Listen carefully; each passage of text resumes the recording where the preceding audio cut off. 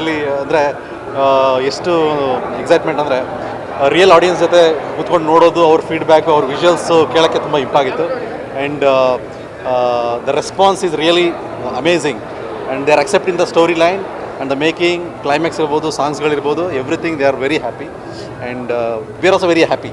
ಏನು ಹೇಳಬೇಕು ಗೊತ್ತಾಗ್ತಿಲ್ಲ and it's a fantastic feeling ಅಷ್ಟೇ. ಈಗ ಹೆಣ್ಣು ಮಣ್ಣು ಸಿನಿಮಾದಲ್ಲಿ ಅದು ಕಾರಣ ಅಂತ ಕರೆಕ್ಟ್ ಈ ಸಿನಿಮಾ ಮಾಡೋಕ್ಕೆ ಹೆಣ್ಣು ಕಾರಣ ಮಣ್ಣು ಕಾರಣ ಹೆಣ್ಣು ಮಣ್ಣು ಒನ್ನು ಎಲ್ಲದೂ ಕಾರಣ ಆಗುತ್ತೆ. ಒಂದು ಲಾಸ್ಟ್ ಒನ್ ಇದ್ರನ್ನೇ ಇದೆಲ್ಲ ಮಾಡೋಕ್ಕಾಗೋದು. ಸೊ ಎಸ್, ಪ್ರಪಂಚದಲ್ಲಿ ನಡೆಯೋದು ಎಲ್ಲ ವಿಷಯಗಳನ್ನೂ ಯಾವುದಕ್ಕೋ ಒಂದು ರಿಲೇಟ್ ಅಂತ ನೋಡಿದಾಗ ಹೆಣ್ಣು ಮಣ್ಣು ಇದಕ್ಕೇ ರಿಲೇಟೆಡ್ ಆಗಿರುತ್ತೆ.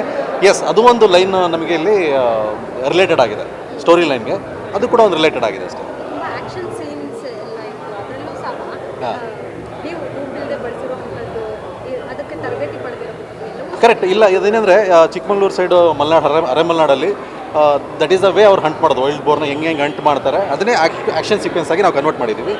ಅದು ಆಡಿಯನ್ಸಿಗೆ ತುಂಬ ಇಷ್ಟ ಆಗ್ತಾ ಇದೆ. ಅಂದರೆ ವಿಲೇಜಲ್ಲಿ ನಾವೆಲ್ಲರೂ ನೋಡಿದ್ರೆ ಒಂದು 50 ವರ್ಷ ಹಿಂದೆ ಹೋದರೆ ಎಲ್ಲರೂ ಹಳ್ಳಿಯವರೇ, ಎಲ್ಲ ಹಳ್ಳಿ ಕಡೆಯಿಂದನೇ ಬಂದಿರೋದು.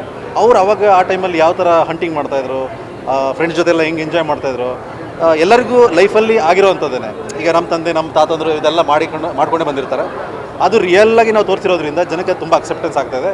ಅದು ನಮಗೆ ತುಂಬಾ ಖುಷಿ ತಂದಿದೆ.